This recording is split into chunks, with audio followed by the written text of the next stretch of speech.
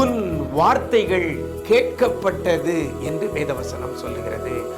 வித்தியாசம் உண்டாகும்படி செய்வேன் என்று கர்த்தர் சொல்கிறார். நான் உன்னை வெறுத்து விடவில்லை என்று கர்த்தர் சொல்லுகிறார். இன்றைக்கு கர்த்தர் நமக்கு தருகிற ஒரு வார்த்தை வார்த்தை வார்த்தை உங்களை நிலை நிறுத்துவாராக.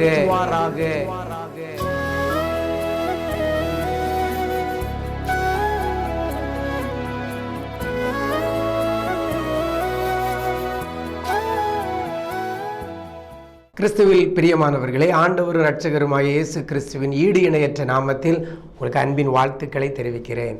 நிஜம் தொலைக்காட்சியின் விசேஷித்த வார்த்தை நிகழ்ச்சி மூலமாக உங்களை சந்திப்பதிலே மிக்க மகிழ்ச்சி. நல்லா இருக்கிறீங்களா?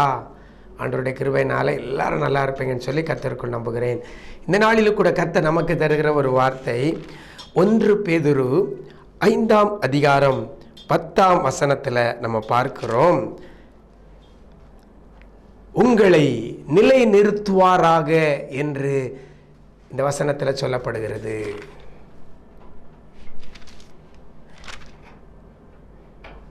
சகல கிருபையும் பொருந்திய தேவன் தாமே உங்களை நிலை நிறுத்துவாராக. சகல கிருபையும் பொருந்திய தேவன் உங்களை நிலை நிறுத்துவாராக என்று சொல்லப்பட்டிருக்கிறது. எனக்கு அருமையான தேவஜனமே, நம்முடைய ஆண்டவர் நிலை நிறுத்துகிறவர். இன்னைக்கு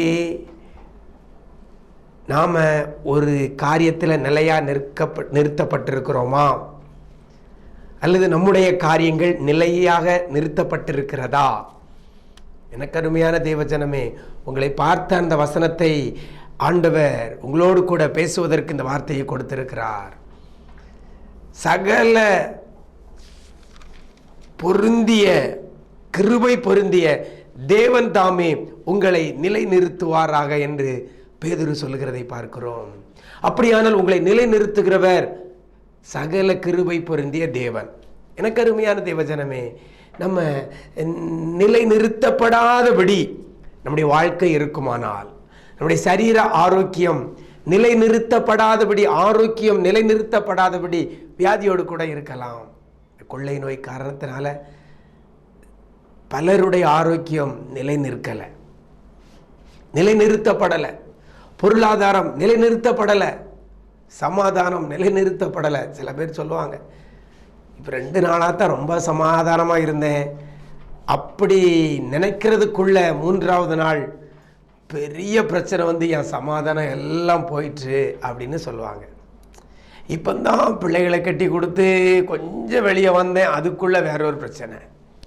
இப்படி நிறைய நம்முடைய சமாதானம் நிலைநிறுத்தப்படாதபடி மாறிக்கொண்டிருக்கலாம். இந்த நாளிலும் கூட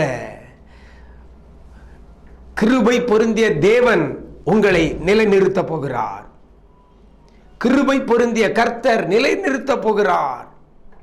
அவரால் மட்டுமே நம்மை எந்த காரியத்திலும் நிலைநிறுத்த முடியும். குடும்ப காரியத்திலையும் சரி, சரீர ஆரோக்கியத்திலையும் சரி, பொருளாதாரத்திலையும் சரி, வருமானத்திலையும் சரி, வேலை வாய்ப்பு காரியத்திலையும் சரி, செய்கிற தொழிலையும் சரி, நிலைநிறுத்த கர்த்தராலே மட்டுமே முடியும். எனக்கு அருமையான தேவஜனமே, தொழில் நிலைக்க மாட்டேங்குதில்ல. ஒரு மாதம் ஒரு தொழில், அதில் லாஸு, அதுக்கடுத்தால அடுத்த தொழில், அதில் அதை விட மேலே லாஸு, கொஞ்ச நாளைக்கு அப்புறம் அடுத்த தொழில். இப்படி தொழில் செய்து செய்து செய்து செய்து தொழிலில் நிலைநிறுத்தப்படாதபடி தொழிலை மாற்றி மாற்றி மாற்றி மாற்றி செய்து கடனுக்கு மேலே கடனோடு கூட இருக்கிற தேவஜனமே, வேலை பார்க்கிற இடத்துல நிலைநிறுத்தப்படாமல் 1 மாதம் ஒரு இடத்துல வேலை, திரும்ப அடுத்தது அடுத்த கிரகி, அங்கேயும் போய் கொஞ்ச நாள், இப்படி நிலைநிறுத்தப்படாதபடி நம்முடைய வேலை வாய்ப்பு இருக்கலாம். எந்த காரியம் நிலைநிறுத்தப்படலையோ இந்த நாளிலும் கூட பேதுரு சொல்லும்போது அழகா சொல்லுகிறார், கிருபை பொருந்திய தேவன் தாமே உங்களை நிலைநிறுத்துவாராக. அப்படியானால் கர்த்தரால் மட்டுமே நிலைநிறுத்த முடியும். சரி, யாரை நிலைநிறுத்துவார் என்று சொல்லி இந்த வசனத்தில் அழகா சொல்லப்பட்டிருக்கிறது. அந்த வசனத்தை நான் கூட வாசிக்கிறேன். சகல கிருபையும் பொருந்திய தேவன் தாமே கொஞ்ச காலம் பாடனுபவிக்கிற உங்களை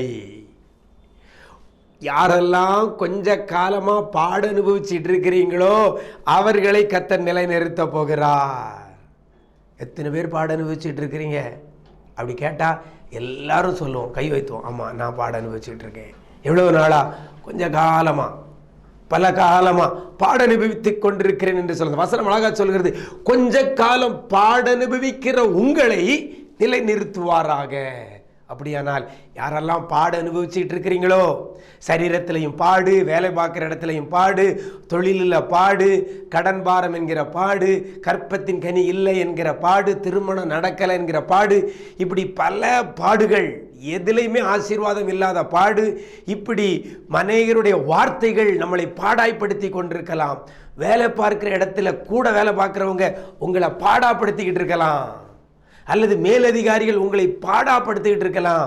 உங்கள் தொழில் நிறுவனத்தில் உங்களுக்கு கீழே வேலை பார்க்குறவங்க தொழிலாளிகள் முதலாளியை பாடாப்படுத்தி கொண்டிருக்கலாம், அல்லது முதலாளிமார் தொழில் செய்கிற பிள்ளைகளை பாடாப்படுத்தி கொண்டிருக்கலாம். வசனம் அழகா சொல்கிறது, கொஞ்ச காலம் பாட அனுபவிக்கிற உங்களை, யாரெல்லாம் பாட அனுபவிச்சுட்டு இருக்கிறீங்களோ உங்களை தான் கர்த்தர் நிலைநிறுத்த போகிறார். எனக்கு அருமையான தேவஜனமே, சகல கிருபை பொருந்திய தேவன் கொஞ்ச காலம் பாட அனுபவிக்கிற உங்களை இன்னைக்கு நிலைநிறுத்த போகிறார். விசுவாசிக்கிறீங்களா? உங்க பாடு மாறப்போகிறது கர்த்தர் நிலைநிறுத்துகிற பட்சத்தில். இந்த ஏசப்பாவை பிடித்து கொள்ளுங்கள், அவருக்கு பிரியமான பிள்ளையாக நடங்க, கர்த்தர் உங்களை நிலைநிறுத்துவார். யாரை? கொஞ்ச காலம் பாடு அனுபவிக்கிற உங்களை. நீங்கள் பாட அனுபவிச்சது போதும், கர்த்தர் உங்களை நிலைநிறுத்த போகிறார். எகிப்தில் இஸ்ரவேல் ஜனங்கள் பாடு அனுபவிச்சுக்கிட்டு இருந்தாங்க, ஆளோட்டிகள் நிமித்தமாக பாடு அனுபவிச்சுக்கிட்டு இருந்தாங்க. கர்த்தர் அவர்களை வெளியே கொண்டு வந்தார். பாடு அனுபவிக்கிற அவர்களை கர்த்தர் வெளியே கொண்டு வந்தார். பாலும் தேனும் ஓடுகிற கானான் தேசத்துக்கு கொண்டு போகிறார். உங்களை அப்படி செய்ய போகிறார். இந்த ஏசப்பாவை பிடித்து நல்ல வேத வாசித்து அவர் சொல்கிறபடி வாழ்க்கையில் நடங்க, நல்ல ஜெபம் பண்ணுங்க, எப்பொழுதும் கர்த்தரை துதித்து கொண்டிருங்க. கொஞ்ச காலம் பாட அனுபவிக்கிற உங்களை கிருபை பொருந்திய தேவன் தாமே நிலைநிறுத்துவாராக. நாம் ஜெபிப்போமா? எங்களை நேசிக்கிற அன்பு நிறைந்த ஆண்டவரே, இந்த ஆசீர்வதிக்கப்பட்ட நல்ல நாளிலும் கூட ஏதோ ஒரு காரியத்தில் நிலைநிறுத்தப்படாதபடி அலைந்து திரிந்து கொண்டிருக்கிற பிள்ளைகளை உடைய கரத்தில் கொடுக்கிறோம். இன்றைக்கு எங்களுக்கு கொடுத்த வார்த்தையின்படி சகல கிருபை பொருந்திய தேவன் தாமே கொஞ்ச காலம் பாட அனுபவிக்கிற உங்களை நிலைநிறுத்துவாராக என்று சொல்லப்பட்டிருக்கிறது போல, ஆண்டவரே, பாட அனுபவிக்கிற பிள்ளைகளை, கொஞ்ச காலமாய் பாட அனுபவித்துக் கொண்டிருக்கிற பிள்ளைகளை நீர் நிலைநிறுத்தும்படியாக நாங்கள் ஜெபிக்கிறோம். குடும்பத்தில் மாமா மாமியார் இல்லது மருமகள் பாட அனுபவிக்கிறாங்க, இன்னும் மாமா மாமியார் அல்ல குடும்பத்தில் சகோதரர்கள் சகோதரிகள் நண்பர்கள் சொக்காரமார் பாடுகளை கொடுத்து கொண்டிருப்பார்களே. ஆனால் எந்த விதத்தில் பிள்ளைகள் பாட அனுபவித்துக் கொண்டிருந்தாலும் பாட அனுபவிக்கிற பிள்ளைகளை கொஞ்ச காலமாய் பாட அனுபவித்துக் கொண்டிருக்கிற பிள்ளைகளை நீங்க நிலைநிறுத்த போறதற்காக நன்றி செலுத்துகிறோம். பிள்ளைகளுடைய கண்ணீரின் ஜபத்தை கேட்டு, பிள்ளைகளுடைய போராடி ஜபிக்கிற ஜபத்தை கேட்டு, பிள்ளைகளுடைய விண்ணப்பத்தை கேட்டு என் ஆண்டவர் பிள்ளைகளை நீர் நல்ல நிலையில நிலைநிறுத்த போறதற்காக நன்றி செலுத்துகிறோம். உடைய நன்மையும் கிருபையும் பிள்ளைகளை தொடர செய்யுங்க. இனி பிள்ளைகள் பாட அனுபவிக்க கூடாது. கொஞ்ச காலம் பட்ட பாடு போதும் ஆண்டவரே. இனி கஷ்டப்படாதபடி பிள்ளைகள் ஸ்டெடியா தொழிலிலேயும் சரி, கையின் பிரயாசத்திலும் சரி, வேலை பார்க்கிற ஸ்தலத்திலும் சரி, குடும்ப ஆசீர்வாதத்திலும் சரி, இன்னும் ஆவிக்குரிய காரியங்களிலும் சரி, பொருளாதாரத்திலும் சரி, சரீர ஆரோக்கியத்திலும் சரி, பிள்ளைகளை நீர் நிலைநிறுத்த போறதற்காக நன்றி செலுத்துகிறோம். உடைய நன்மையும் கிருபையும் தொடர செய்யுங்க. இரத்த கோட்டைகளை மறைத்துக் கொள்ளுங்க. இந்த நாள் முழுவதும் உடைய பிரசன்னம் பிள்ளைகளோடு கூட இருப்பதாக. இந்த நாள் முழுவதும் பிள்ளைகளை நீர் நிலைநிறுத்த போறதற்காக நன்றி செலுத்துகிறோம். உடைய கரத்திலே தாழ்த்துகிறோம். இயேசுவின் மூலம் ஜெபிக்கிறோம் நல்ல பிதாவே, ஆமேன் ஆமேன். பிரியமானவர்களே, கர்த்தர் சொல்லிட்டாரு, சகல கிருபை பொருந்திய தேவன் கொஞ்ச காலம் பாட அனுபவிக்கிற உங்களை இன்னைக்கு நிலைநிறுத்த போகிறார். God bless you.